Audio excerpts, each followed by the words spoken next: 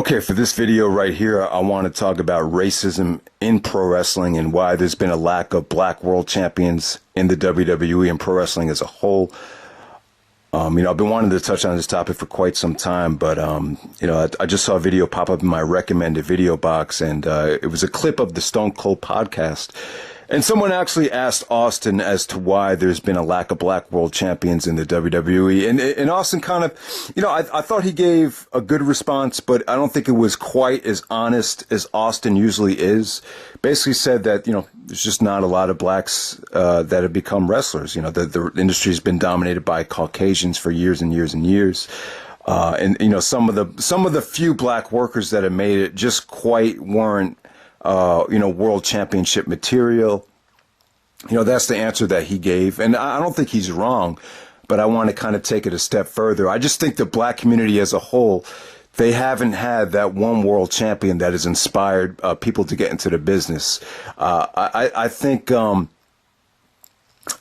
of the problems is the industry's always been dominated by white Southern wrestlers. I think a lot of the best wrestlers that have come from the WWE have come from the South.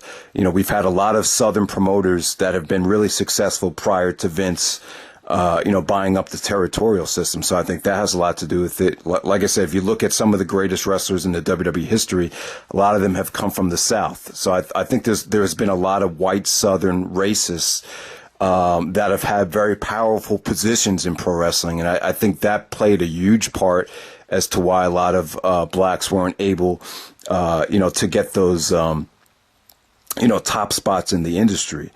The other guy I want to touch on right now is The Rock. And I know some people are going to say, well, what about The Rock? He's the biggest star in pro wrestling history, biggest star in WWE history. Some would say, if you look at, if you want to factor in his movie career and combine it into one with his WWE work.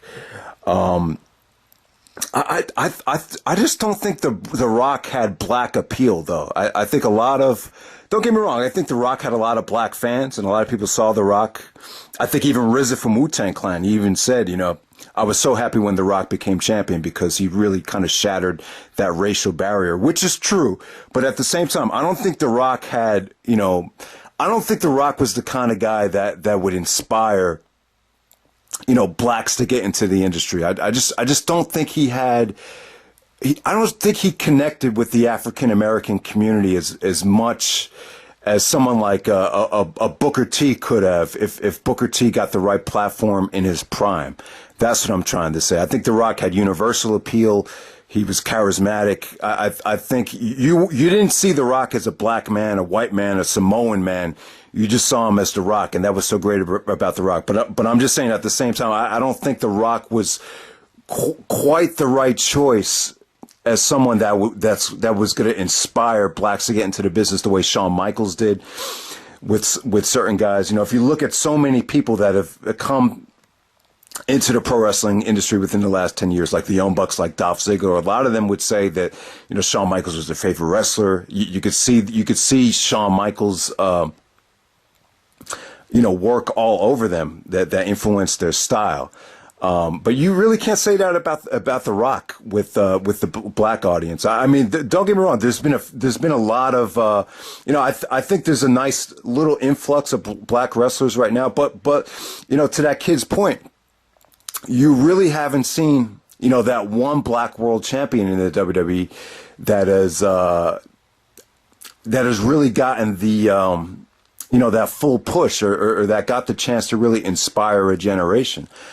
The other thing I want to touch on is, we've there's been a lot of good black wrestlers, but I don't think the WWE has ever had someone that's been great. There's been a lot of good ones, but Bobby Lashley, Shelton Benjamin, MVP, Kofi Kingston, Big E Langston, even Jay Lethal right now.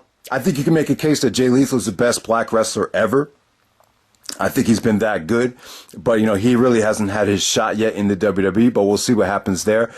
Booker T. Let me touch on Booker T right now. 5-time WCW champion, world champion of SmackDown in 2006 as King Booker.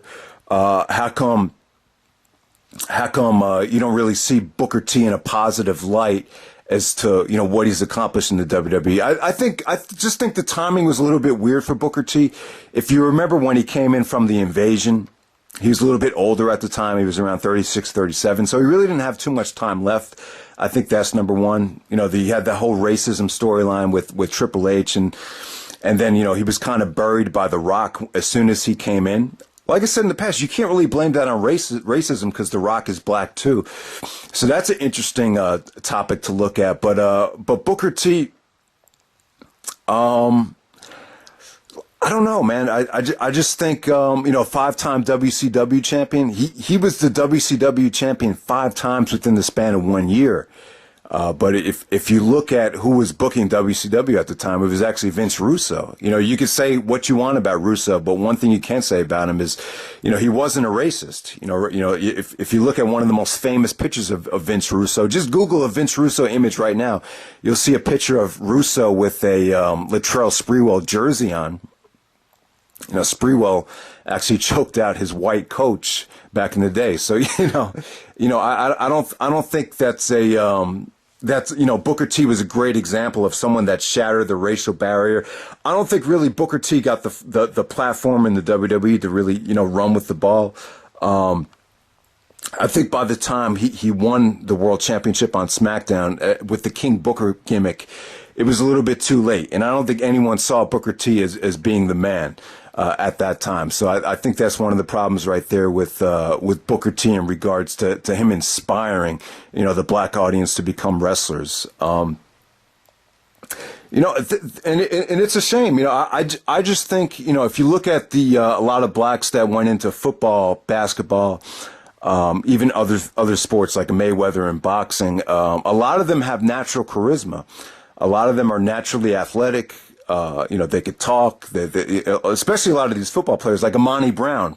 Like when Monty Brown was an ex-football player, went into TNA, he had natural charisma. He was just great for TNA, could have been great for the WWE. So how come you just don't see more of it? The other problem is I don't think the money is there. The money is not quite there right away. I think pro wrestling is having the same issue that Major League Baseball is having. You know, in baseball, you can make a lot of money. You know, if you're a great pitcher like a Clayton Kershaw or a great player like Bryce Harper or Mike Trout, eventually you will get paid. But the process is just very, very long. You have to play the waiting game. You know, even Matt Harvey right now, his body is breaking down. Matt Harvey's a pitcher for the Mets, but his body's breaking down right now. You know, he's not the same pitcher that he was, and he's not going to, he's probably not going to get paid now. And the problem is you don't get that big payday until you're like 28 or 29. So I think the waiting game is too long. I think in sports like the NBA and the NFL, the money's a little bit quicker. So you're seeing that's a factor as well. You know, a lot of these guys need to get paid ASAP. And I don't think I think in pro wrestling, there's just a lot of paying dues, just like it is in baseball. So I think that's why you're seeing a lack of blacks in baseball and in wrestling. And the other thing is I want to talk about why some of these guys just haven't been black world champions. I mean, do you blame it on racism or do you blame it on ability? Let me just bring up a couple of names right now. Shelton Benjamin. I've been a big fan of Shelton Benjamin. I don't think I think there was a time where Shelton was as exciting and athletic as anybody. Look at what he did in the Money in the Bank matches. Look at what he did in those matches with Jericho and Shawn Michaels, jumping onto the top turnbuckle, Falcon Arrow right off the top rope. I mean, the guy was awesome at one point, and then all of a sudden it just seems like they slowly pushed him, and anytime they gave Shelton the mic, it just seemed like he botched it. I think Shelton had the athletic ability, but he just didn't have the desire. I feel like if the guy really wanted it, he could have been world champion. But every time they gave him a mic, you just kind of felt like he just didn't care. I don't know. There was just something about Shelton that was just missing. I would definitely say that. I think he could have been world champion, but I don't know, guys. I mean, Shelton he just had awful mic skills. They gave him the mama gimmick, and it just fell apart. I really do feel bad about Shelton not becoming world champion, because I think it's such a shame when you look back on it. And he would be my choice for the one guy that could have been world champion, but just just never, got the platform to showcase it. But yeah, MVP is another guy, great charisma, just not a great worker. Kofi Kingston, I love Kofi. Kofi's a lot of fun. Great high flyer, could do some really cool things in Money in the Bank matches, Royal Rumble matches. But I don't know. He just doesn't have the work rate or doesn't have the intensity to be world champion. Big E Langston has a great look, a lot of size. He's kind of gravitated towards more of a comedy routine. So I don't know if he's ever going to be world champion if he breaks away from the New Day. I just don't see it right there. Bobby Lashley's another one. I thought Bobby Lashley could have easily been world champion. A lot of people thought he was going to go over Cena at the Great American Bash 2007. Cena went over. You didn't hear from him again in the WWE. I just think with Bobby Lashley, a lack of passion. To me, he was just one of those guys that, was in great shape, great combat fighter, great amateur wrestler. But just kind of looked at the WWE as a way to make money, and that's it. But I think to become world champion, you have to sacrifice a lot. You really have to love the industry to really become a world champion and to carry that title and to be on the road the whole year. You have to love it. It just can't be work. And I think with Lashley, I just think he gave up way too soon. And I think if he really loved the business, he wouldn't have left WWE that quickly. So I just think a lack of passion is the problem with Bobby Lashley, lack of charisma. But, great look. People used to call Bobby Lashley Black Lesnar because he looked like a black Brock Lesnar. If Shelton Benjamin and Brock Lesnar had a baby, it would look like Bobby Lashley. But, I was never a huge Bobby Lashley fan because just the lack of passion and lack of charisma was just kind of written all over him. Trying to think of some other black, like I said, I think Jay Lethal is, in terms of work rate, I don't think we've seen a better black wrestler than Jay Lethal. So I think Lethal has a ton of charisma. The problem is, he was once 19 years old in TNA, but, the clock is actually ticking right now. I don't know how much longer they're going to wait to push Lethal now. I don't know where he is right now, but we'll see what happens with Jay Lethal. Trying to think of some other black wrestlers. And yeah, man, so I think racism has always been a factor. I think even The Rock's father, I think there were some racial things with him too. I think he always told his son Dwayne that there is a dirty side of pro wrestling. That's why he kind of told The Rock. I think when The Rock was growing up, not to enter the business because I think racism had a big part of it. The Rock has always said that there's a dirty side to pro wrestling, and I think The Rock has had to endure a lot of racism as well.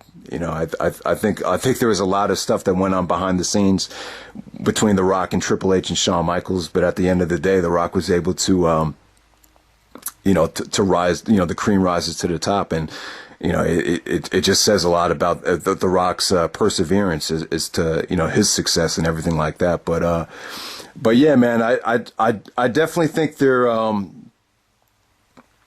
I think I just think, there is a lot of racial stuff. I think a lot of the owners and a lot of the, the people with huge positions in pro wrestling have been racist in the past. But I think the biggest problem that pro wrestling has with the lack of connection with the black audience is you just haven't had that one world champion or that one guy that black people have looked up to and said, he could do it, I can do it. You just haven't seen it. We've had a lot of good black mid-carders, but I think the industry is still waiting for that one guy, and we'll see if it ever happens. And that's pretty much it, guys. That's my thoughts on racism in pro wrestling. I think the final thoughts. I think the WWE. I think they have the right mentality right now. I think they do want to diversify the audience. You're seeing that with Jinder Mahal. You're seeing that with Shinsuke Nakamura. But you just want it to be, you want it to get to the point where you're going to put the title on a guy because he deserves it, because he's earned it, not because of his skin color or not because we're trying to appeal to this demographic or that demographic. Eventually the right guy is going to come and he's going to earn it and he's going to deserve it based on his ability. And It's, we're seeing, with Nakamura and Jinder Mahal, it's a different situation. But I think one day you'll see that black champion that will inspire more blacks in the future, and I think that's the biggest thing that needs to happen for there to be a more influx of blacks in wrestling. But we'll see. That's pretty much it, guys. Hope you enjoyed the video, and